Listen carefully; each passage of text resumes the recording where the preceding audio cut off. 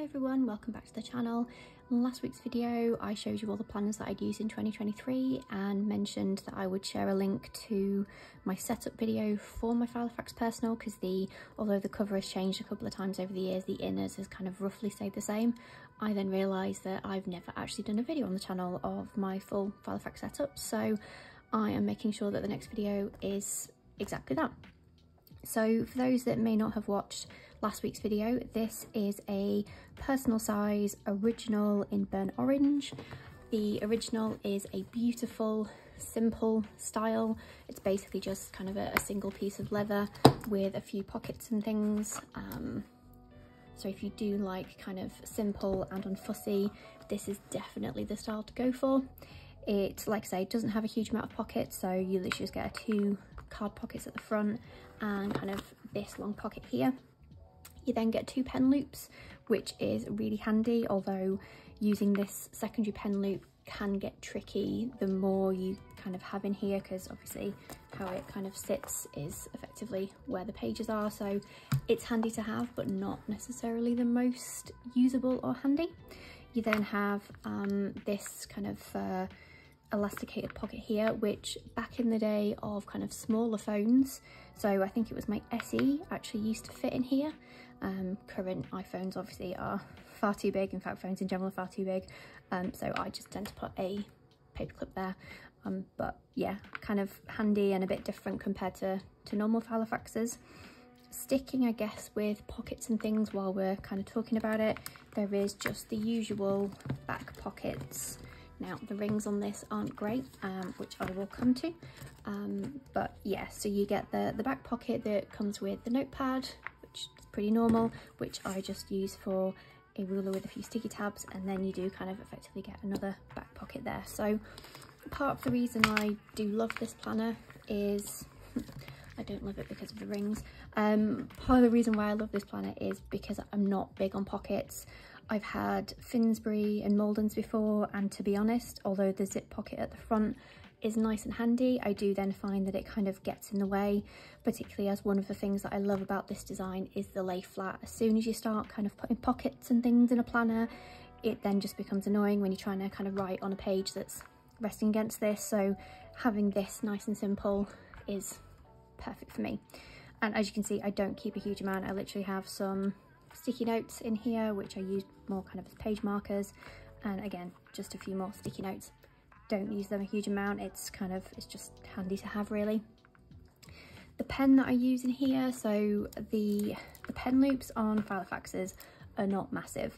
It's probably a consistent complaint of mine with them, and finding pens that actually fit in the pen loops can be quite frustrating. I mean, in this one, you're literally looking at the thinnest fine liner ever in order to actually use this. This one is a bit thicker, and this is the pen that I use. So this is a Platinum 3-in-1. It is a multi-pen. It's got black ink, blue ink, pencil, and then on the end here, a eraser, which I have well used, which is probably not getting picked up well. Yeah, it's kind of a bit of a handy pen because I don't want to be using something like a fountain pen or a gel pen that might smudge if I'm writing something in a hurry.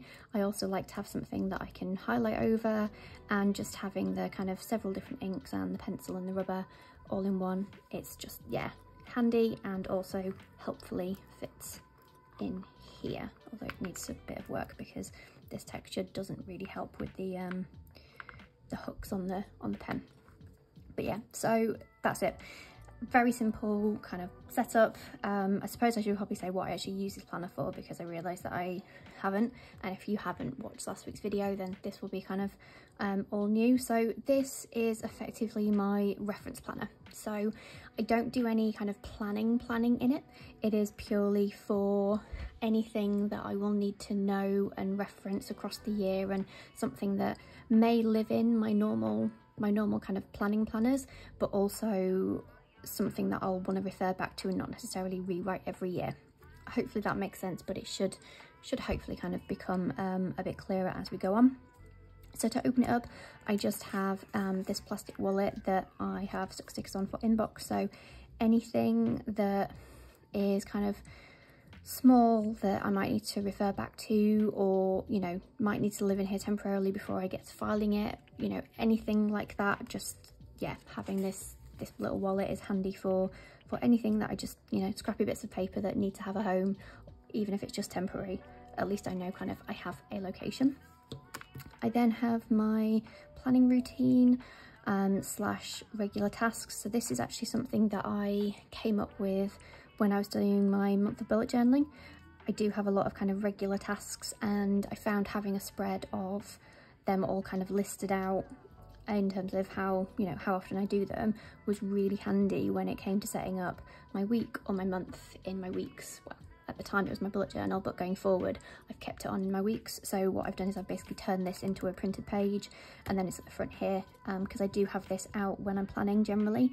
So yeah, it's handy just to have, and then I can just kind of have a look and go, okay, what things need to be written in the planner on this week. I do also have kind of in my weeks, for example, I do have tasks, you know, already set out by week, but they're kind of, some of them are some of the regular tasks, but not all of them get written down. So for example, car wash, I don't write which week I'm planning to do the car wash or planning to take my car for a wash. It's just something that I know that I need to do monthly, so I have it out, and then when I'm setting my week up I go, yeah, actually this is a week that I should probably go and do that. The background on this is just from a digital paper that I think I've used for some sticker sets in the past and thought, oh, that works quite well with the colouring. So yeah, printed that out, made it in silhouette, and yeah, printed and cut it out. I then have these lovely, simple, very thin dividers. One thing about this planner, as I've mentioned, you know, particularly when you start putting a pen in, you can't fit a huge amount in here, and this is probably at its max capacity before it gets annoying, particularly with the rings not being perfect. So these super thin dividers work perfectly for that, and I've just used my label maker to label them. I can't remember the name of the shop, but I will leave a link when I find it for where these came from. I have then just across the dividers added in a couple of these plastic pockets from the shop.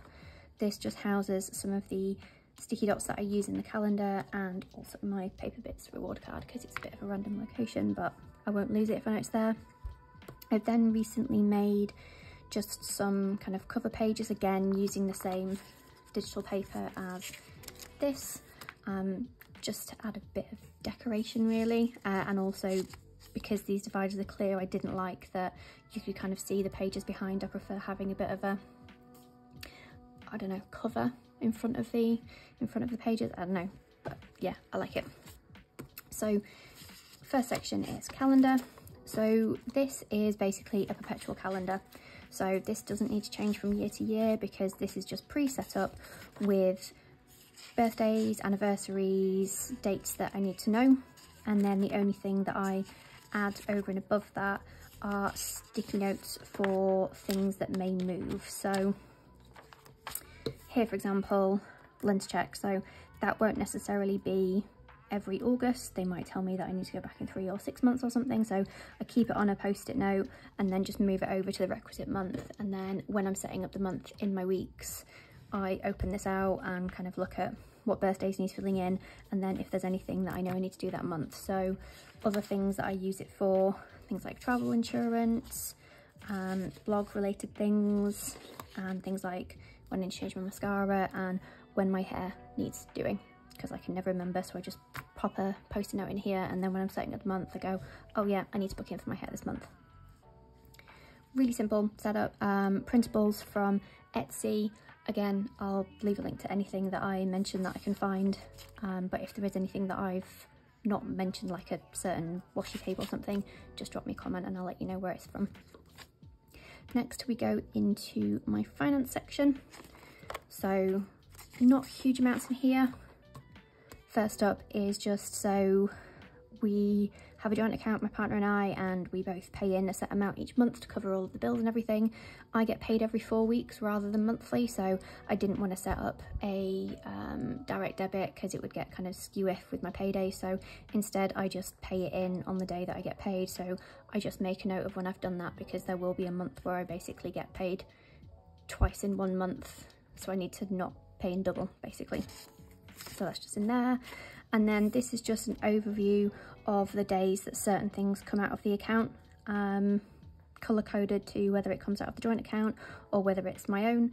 And then the highlights are paydays, not my work payday or Etsy because they change every month, but for affiliates and for Google they have set paydays a month, so I just highlight those to just be aware of. I don't necessarily make enough through affiliates or Google to get paid every month, but it's just handy to have it in there to be aware of.